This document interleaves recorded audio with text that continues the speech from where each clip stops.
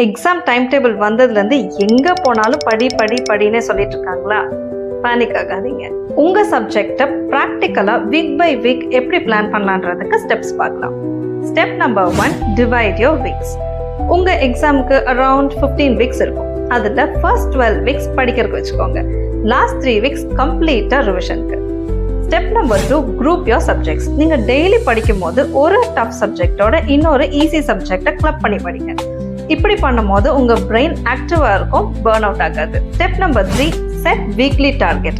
நான் இந்த week maths படிக்க போறேன் அப்படின்னு செட் பண்ணாதீங்க. இந்த வீக் நான் ட்ரிக்னோமெட்ரி முடிக்க போறேன்னு செட் பண்ணுங்க. இந்த மாதிரி ஸ்பெசிஃபிக்கா நீங்க கோல் செட் பண்ணீங்கன்னா உங்களுக்கு இன்னும் பெட்டர் ஃபோக்கஸ் இருக்கும்.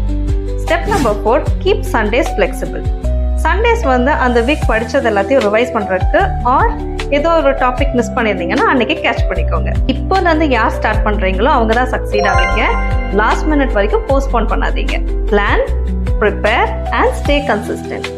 இன்னும் இந்த மாதிரி நிறைய எக்ஸாம் டிப்ஸ் அண்ட் ஸ்டடி டிப்ஸுக்கு இந்த பேஜை ஃபாலோ பண்ணிக்கோங்க.